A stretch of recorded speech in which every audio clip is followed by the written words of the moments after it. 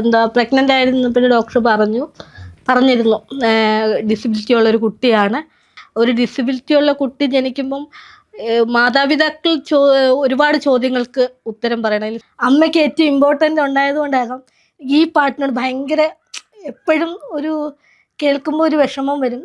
നിങ്ങൾ അത്തരം മാറ്റിനിർത്തലും പരിഹാസങ്ങളുമായിരിക്കും എൻ്റെ ലൈഫിലെ മുന്നോട്ട് കൂടുതൽ വാശി ഉണ്ടാക്കിയത്.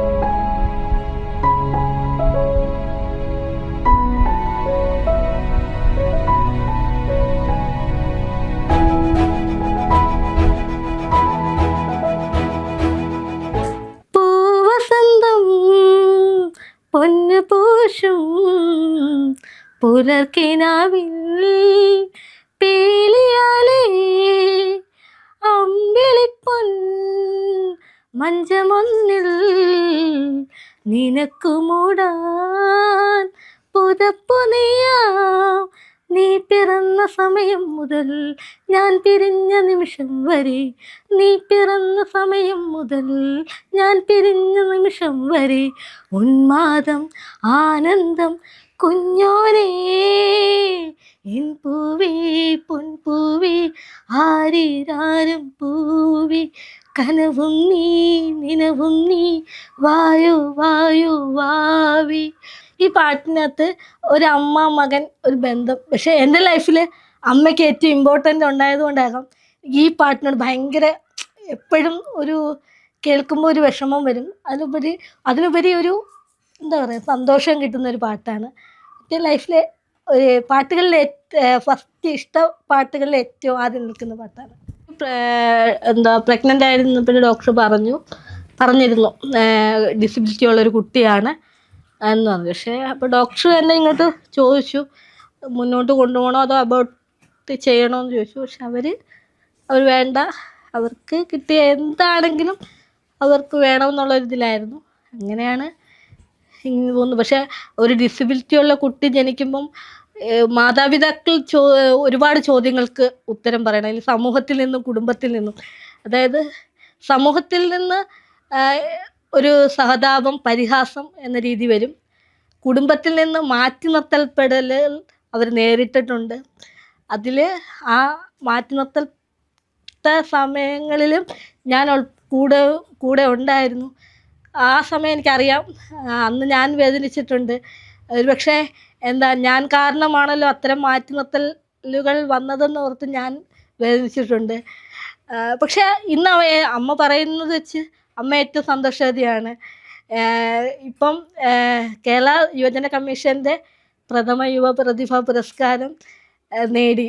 ഒരുപക്ഷെ ഈ മാറ്റി നിർത്തിയവർ സമൂഹത്തിനോടും കുടുംബത്തിനോടും എല്ലാം ഒരുപക്ഷെ എനിക്ക് ചിലപ്പോൾ നന്ദിയാണ് പറയാനുള്ളത്.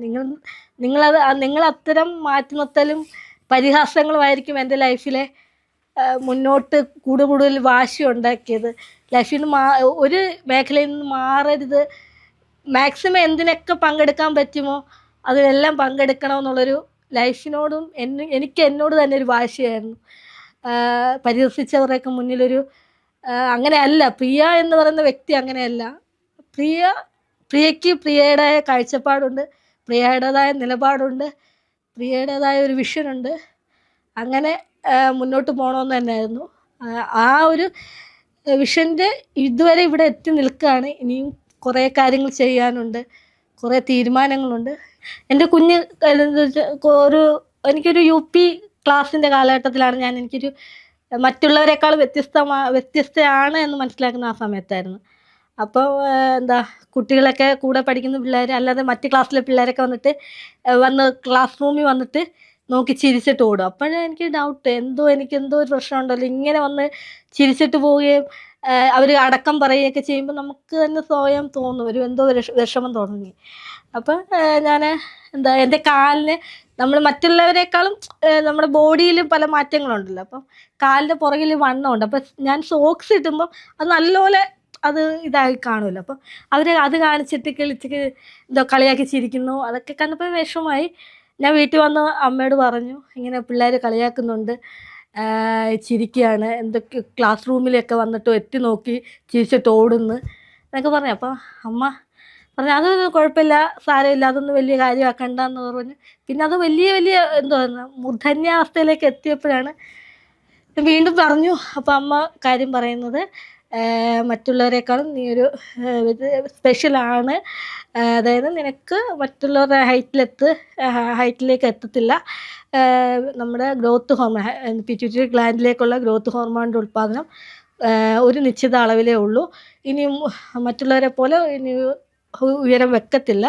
അപ്പം ഭയങ്കര വിഷമം ഉണ്ടായി. ഞാൻ കരഞ്ഞ് വിഷമിച്ചൊക്കെ ഇരുന്ന സമയത്ത് അമ്മ എന്നോട് പറഞ്ഞാണ്, നീ ഇതിൽ വിഷമിച്ചിരുന്നാൽ ഇവിടെ ഇരിക്കത്തേ ഉള്ളൂ.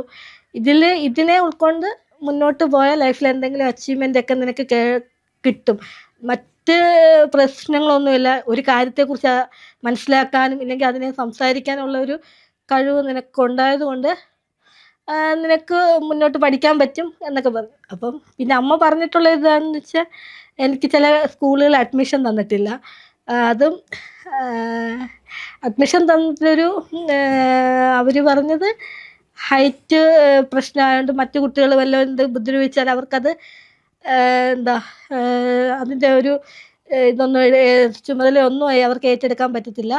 എന്തെങ്കിലും പറ്റിയാൽ സ്കൂളിൻ്റെ ഭാഗത്തു നിന്ന് ഒരു ഇതും കാണില്ല. നിങ്ങൾ തന്നെ അതിൻ്റെ ഇത് ഏറ്റെടുക്കുകയാണെങ്കിൽ കുട്ടിയെ പഠിപ്പിക്കാം. പക്ഷേ സ്കൂൾ യാതൊരു ഇതും തരത്തില്ല, അഡ്മിഷൻ തന്നില്ല.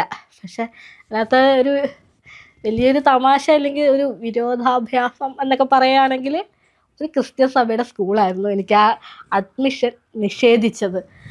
അത് ഭയങ്കര, നമ്മളിപ്പം നിലവിലെപ്പോഴും പറയാറുള്ളത് കന്യാസ്ത്രീമാർ അല്ലെങ്കിൽ അച്ഛന്മാർ അശരണരെയും പീഡിതരെയും ദുഃഖിതരെയും കൂടെ നിൽക്കുന്നതാണ്, അവർക്ക് താങ്ങാകണമെന്ന് പറയുന്നിടത്താണ് ഇങ്ങനെ ഒരു അവസ്ഥ ഞാൻ നേരിട്ടത്. പക്ഷെ മറ്റ് സ്കൂളുകളിൽ, പിന്നീട് പോയിട്ടുള്ള സ്കൂളുകളൊന്നും അത്തരം ഒരു പ്രശ്നങ്ങളൊന്നും നേരിട്ടിട്ടില്ല.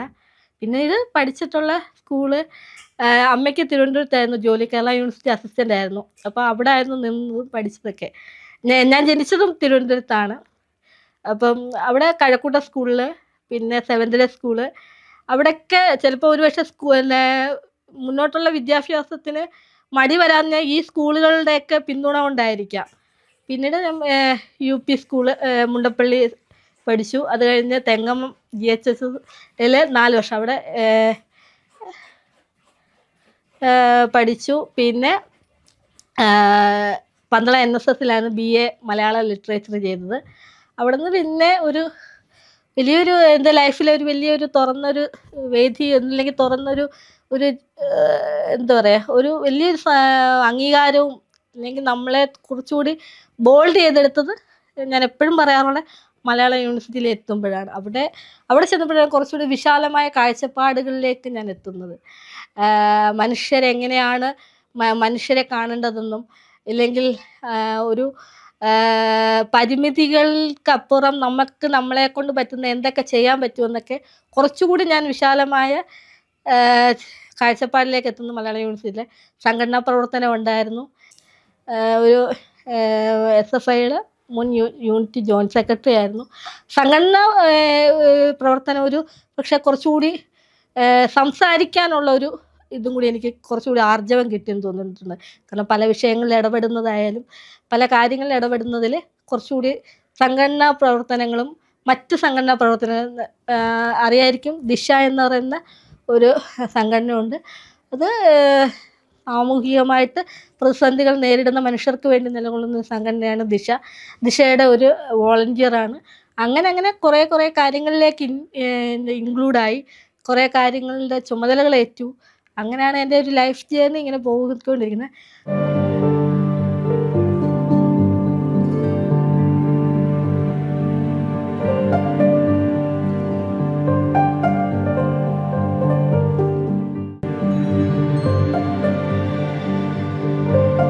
അതിൻ്റെ ഇടയ്ക്കാണ് മലയാളം യൂണിവേഴ്സിറ്റി PG കഴിയുമ്പോൾ എന്തെന്നുള്ളൊരു ചിന്ത വരുന്നത്. അങ്ങനെ നമ്മളൊരു സംരംഭം തുടങ്ങാം എന്നുള്ളൊരു ആശയത്തിലേക്ക് എത്തുന്നത്. ഒരു ഡിസബിലിറ്റി, ഒരു ഭിന്നശേഷിക്കാരിയായ ഒരാൾ ഒരു സംരംഭം തുടങ്ങുക എന്ന് പറയുന്നത് വലിയൊരു ടാസ്ക്കായിരുന്നു. നമ്മളെ സന്തോഷത്തോടെ എല്ലാത്തിനും നേരിടുക. പ്രതിസന്ധികൾ പലതും വരും.